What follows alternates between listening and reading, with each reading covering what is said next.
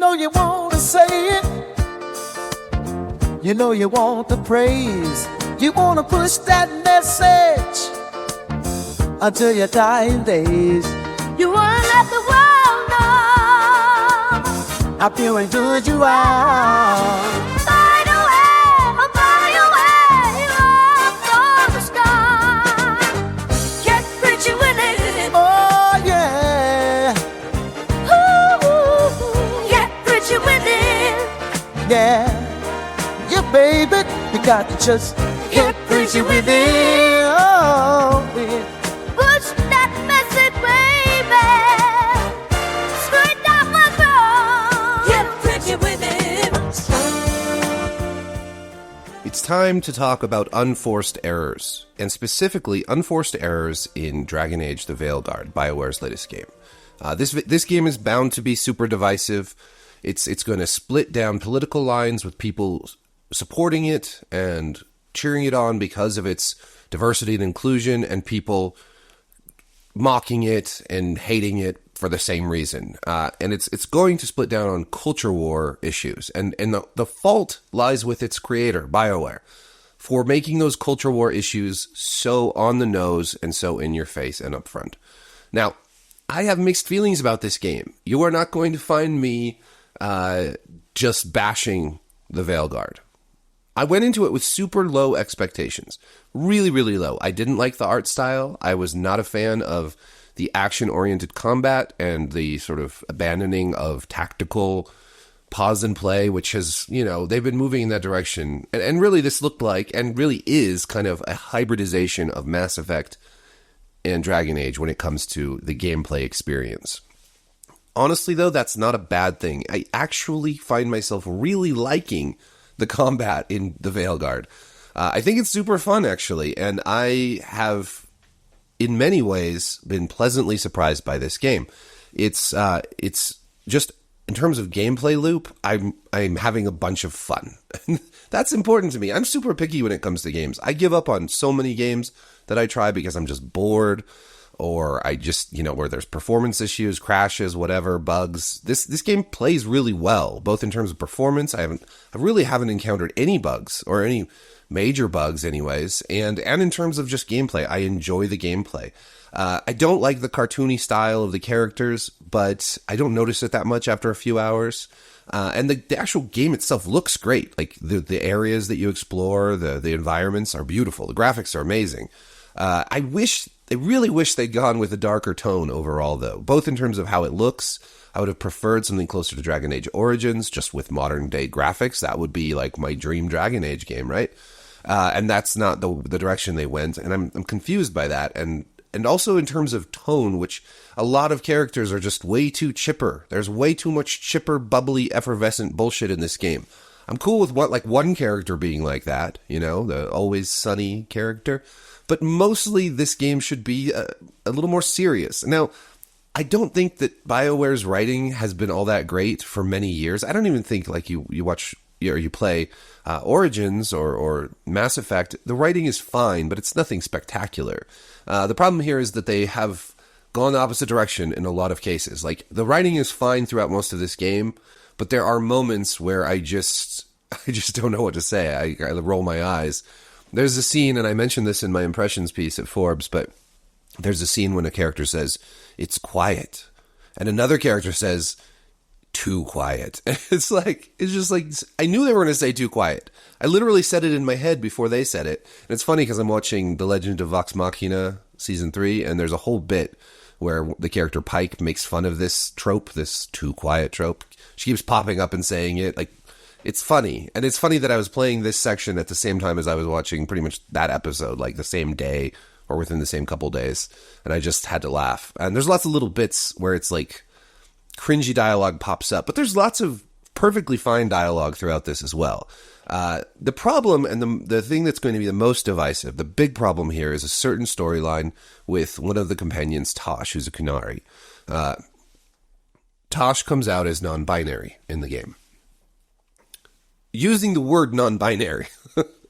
And then there's a whole thing about pronouns, and there's this one scene in particular that's been making the rounds where a character misgenders, they use the wrong pronoun, misgendering Taash, and then, in order to apologize for this, does a set of 10 push-ups. People have said that she doesn't even do all 10. I don't know, maybe they didn't show all 10. I don't know. Doesn't matter. The point is that she makes this very performative apology and then lectures everyone else on how to properly apologize. And when you ask her, wouldn't just a regular apology do? She explains that no, that's making it all about yourself and forcing other people to meet your needs. Now, this is ironic because she is making this whole apology all about herself while lecturing everyone. She takes this moment where she fucks up and then uses it to act high and mighty. And this is a pretty good example of where this game goes wrong. And it's very fitting in a way because it sort of lays bare BioWare's own shortcomings here. They are making this moment, this teaching moment, all about them and how great they are at inclusion and diversity. Instead of just telling a good story. And see, I'm all for having a character who defies gender norms in a game like this. What I have a problem with is both the preachiness of it and the way that this is executed, and the fact that they're using modern terminology like non-binary and this whole pronoun thing in order to sort of tell this story, rather than just incorporating it into this fantasy world in a natural and organic way. And there is a way to do that, and I'll get to that in a second. This character is also sort of treated with the softest gloves. Like, you can't be mean to this character. You can't. This character is always right. They sort of they put them up on this pedestal, right? And the problem with that is, here's my definition of bigotry. If you treat a certain type of person based on their gender or race or other, factors, if you treat them differently, that's bigotry. It doesn't matter if you treat them better or worse. I mean, obviously, it's probably worse if you treat them worse. But putting a non-binary character up on a pedestal is treating them differently than you treat all the rest of the characters, and that is bigoted. And it's baffling to me that people haven't figured this out yet, that the writers of a game like this don't understand. It's like the noble savage trope, right? Treating Native Americans like they're some special class of people, and that they're always in touch with nature, and that they're always perfect. It diminishes who they are as humans. And the same thing goes here. You should be able to treat Taash like every other character. Taash should not be special or protected, because that is fucked up. In any case, the scene that I was discussing, the performative apology, all that, it's super cringy, it's incredibly preachy, and it just only does one thing, which is fan the flames of culture war, right? It doesn't help people become more empathetic. It's preaching to the choir. Anybody who already knows this stuff is like, yeah, okay, we know this stuff already. And anybody who's critical of this stuff, it just has ammunition now. So in my, I wrote a piece about this in Forbes. And in this piece, I talk about another story of a trans character in a fantasy book called The Bright Sword. The Bright Sword is by Lev Grossman, who wrote The Magicians. TV show was made about that as well, but I didn't watch that. I just read the books. Grossman is a very talented writer, and The Bright Sword is an Arthurian legend. It's a story about King Arthur and the Knights of the Round Table, basically.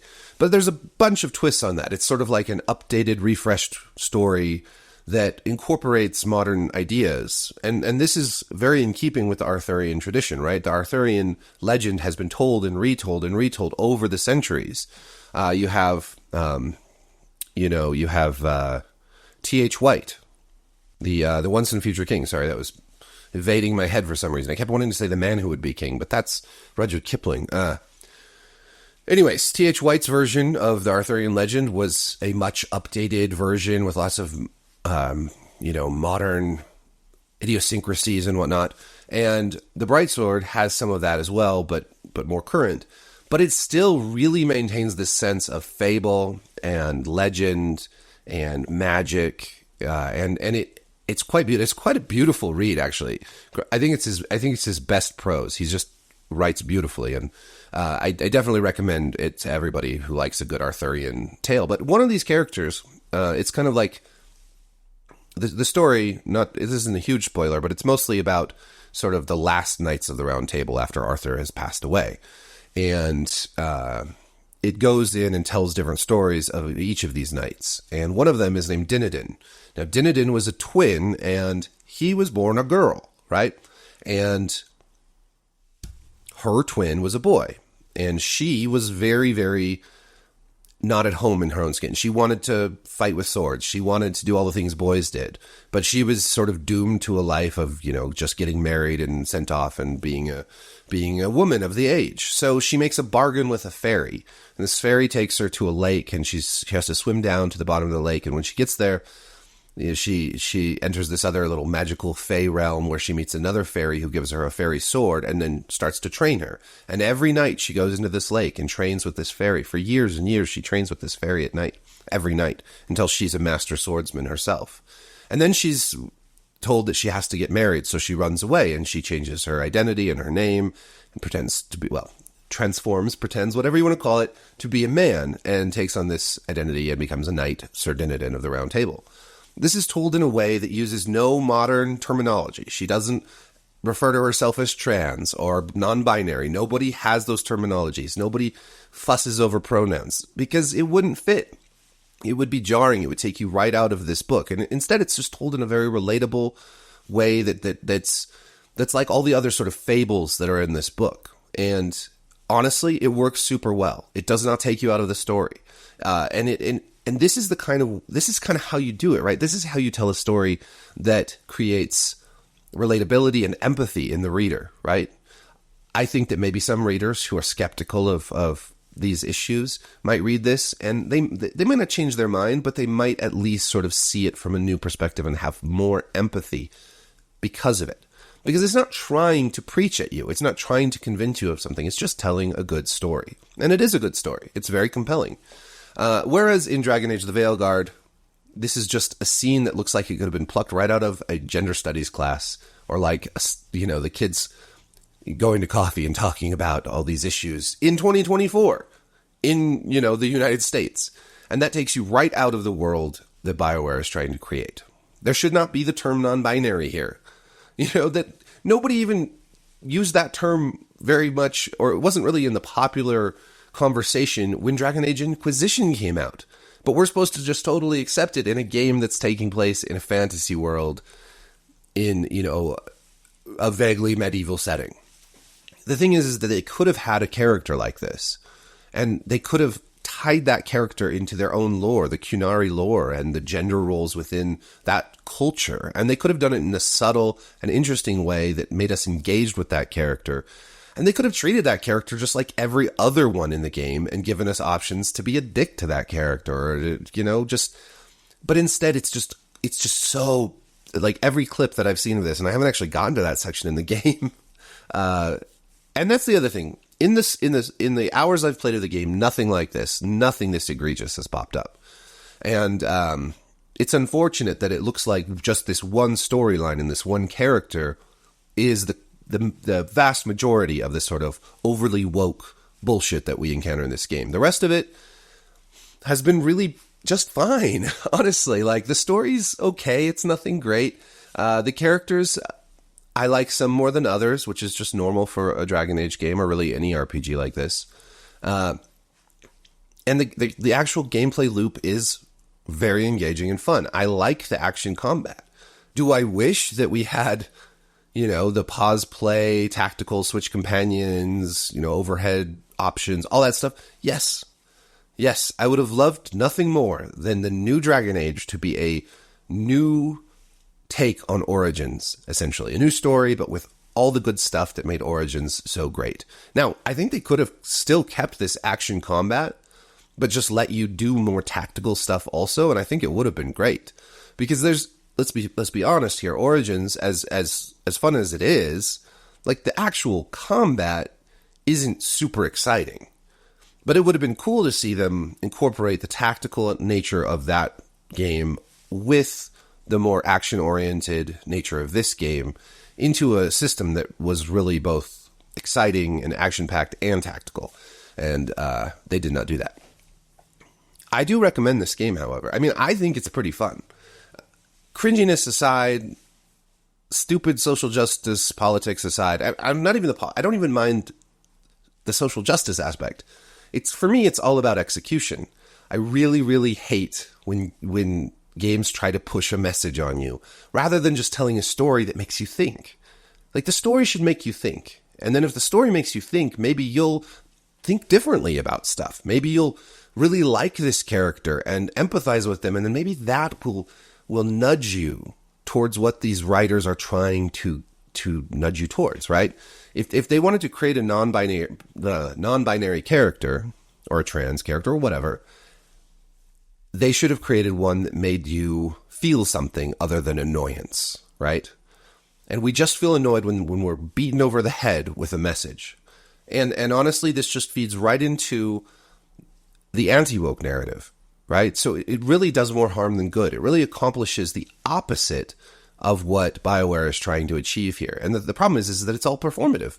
Just like the character in this scene doing push-ups as an apology and then feeling so good about herself for it and lecturing everybody else. This is what BioWare's doing when they just push the message rather than focus on telling a good story and creating compelling characters. So, like I said, mixed feelings.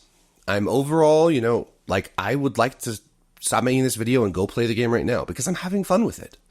And at the same time, I feel like the game has been cheapened in ways that were totally unnecessary. And here we get back to unforced errors. There was no reason that they had to do it this way. No reason at all. Like, I just don't understand why when it's so absolutely baffling. And the only explanation I can come up with is that everyone's been brainwashed, right, into thinking that good writing and solid storytelling is less important than pushing a political agenda, even in a fucking video game.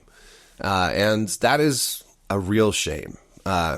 As far as the rest of it goes, I don't know, I'm maybe 10, 12 hours into this game, so I haven't gotten super far. I can't speak to the romances or anything like that. And frankly, I don't even like romances in games like this. I'm so tired of all the big AAA RPGs having all these romance options. Even Baldur's Gate 3, which is a fantastic game overall, it's just, you're constantly trying to romance people and all that. And I would just like to have a big RPG like this, big budget RPG, where you don't do that shit. Maybe have the romance confined to the larger story. Maybe not have it even be involved, or have your characters even be involved with it, right? Like, there's the romance is part of the larger story, and your companions and you play a role in that romance somehow, but you're not just trying to play the stupid mini game shit. I'm just done with it. Over it. Okay, that's all I have to say about that. I will link to both my impressions piece, which is largely quite positive, and this other piece about the social justice stuff, which is very negative, and make up your own minds. Obviously, we don't have to agree on everything. That's part of the joy of life, is the fact that we can all have different opinions and talk about those without hating one another, ideally. Thank you for watching. Like, subscribe, hit the notification bell. Peace. You want to say it. You want to praise. You want to push that message until your dying days. You wanna let the world know how pure and good you are. By the way, up from the sky. Get pretty with it. Oh yeah. Ooh, get pretty with it. Yeah, baby, you got to just get pretty with it. Oh, yeah. Push that message, baby. Straight down my throat. Get pretty with it.